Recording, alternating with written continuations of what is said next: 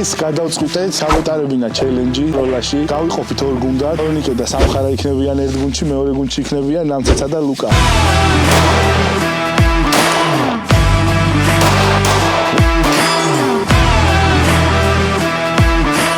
ნახავთ შტანგის აწევის გარდა კიდე რა უნარჩვევები გააჩნიათ. ამოსულები ვარ ვატა სექტორზე, ერთ-ერთ მაგარ სასროლეთზე, ერთ-ერთ ყველაზე მაგარ ინსტრუქტორთან ერთად და ნახავთ რომელი გუნდი უფრო მაგარი იქნება და რომელი მსროლელი უფრო მაგარი იქნება. პირველ გუნდში არიან ნამცეცა და ლუკა, მეორე გუნდში თორნიკე და სამხარა. გვაქვს ორი ტიპის სამიზნე. პირველი სამიზნე არის სტანდარტული, რომელიც ჩვენგან 10-ში არის დაშორებული და ქულები დაჯამდება ციფრების მიხედვით. ხოლო მეორე სამიზნე არის ბონგი, რომელიც არის ჩვენგან 25-ში დაშორებული და მასზე მოხვედრილი თითოეული ტყვია ნიშნავს პლუს 10 ქულას.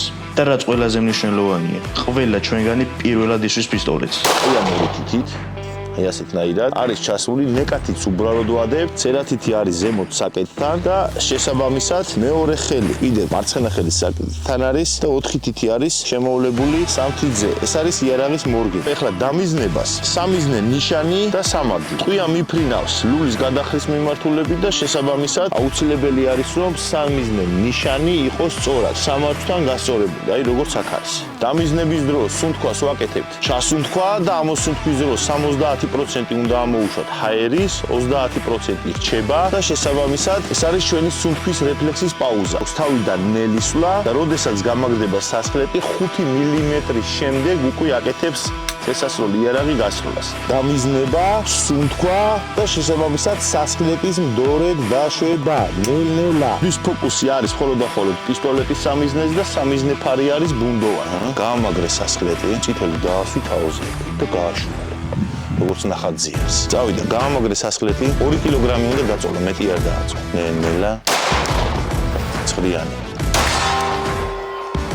თითი გამოიღე შესვენების დროს. ეხლა საკედიდან ხსნით სამიზნე ნიშანს. აუცილებელი არის რომ სამიზნე ნიშანი დავსვათ ლოქთეიდის წებოზე, თუ არ მოიშვა სროლის დროს. ეს არის აუცილებელი და მნიშვნელოვანი. ვაყენებთ რუგოლოს სამიზნეებს.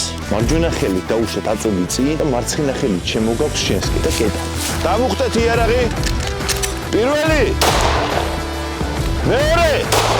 პირველი. მეორე. პირველი. მეორე. ლულა სწორად გეჭიდო სამიზნეს.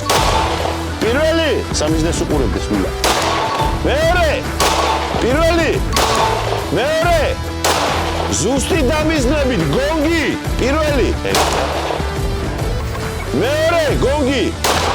პირველი სამიზნეზე. მეორე. პირველი. მეორე. პირველი გონგი. მეორე გონგი. ნელ-ნელა მოწიე ხოდი. პირველი გონგი. მეორე გონგი. ნელ-ნელა მოწიე სასა. სუბუთა. გაასუფთავეთ იარაღი. კარგი იყო. გამარჯვებული.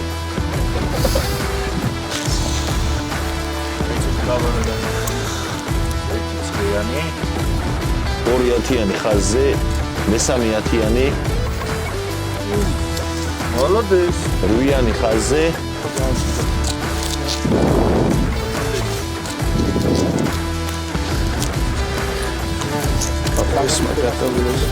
დამუხტე იარაღი. პირველი ცეცხლი. მეორე ცეცხლი. პირველი. მეორე. პირველი. მეორე. პირველი. მეორე. პირველი გონგი. მეორე გონგი. პირველი გონგი. მეორე გონგი. პირველი სამიზნეზე. მეორე სამიზნეზე. პირველი სამიზნეზე. მეორე სამიზნეზე. პირველი. მეორე. გაასუფთავეთ იარაღი. გამარჯვებული.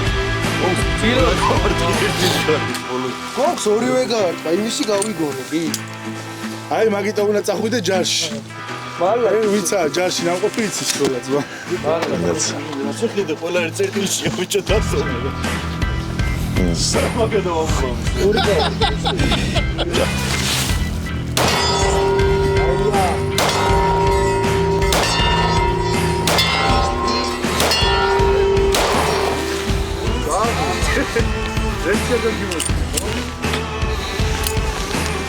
ეს გავაკეთეთ 2-2-ზე სროლა. ძალიან მაგარი დღე იყო ბიჭებმაც, უყველამ ძალიან მაგარი სიამოვნება მივიღეთ. ნამდვილი ადრენალინი, მამაკაცური ადრენალინი. სამხარად და თოკო, ლუკა და ნამცეცა შეეჯიბრნენ ერთმანეთს. ფინალში გავიდნენ თოკო და ლუკა და საბოლოო გადაწყვეტილებით ერთნაირი ქულები დააგროვეს. კიდე უნდა ამოვიდეთ, კიდე უნდა ვისროლოთ, რომ გავიგოთ ახლა ლუკა და თოკოს შორის რომელი უფრო მაგარი მებრძოლია. კარგი დღე იყო, ჩვენი ქვეყნის ისტორია იწყება ბრძოლით და როცა ქვეყანას დაჭირდება, ყველა სპორტსმენის და პურის მცხოვრებელიც ვალდებულია იარაღს ხელი მოკიდოს და თავის ქვეყნის საზღვრები დაიცვას და აია მიხარია რომ ბიჭებს მოწონთ სროლა, აინტერესებს სროლა და სპორტთან ერთად აუცილებელია რაღაც საბრძოლო უნარების განვითარებაც და ვილებთ ამ ყველაფერს.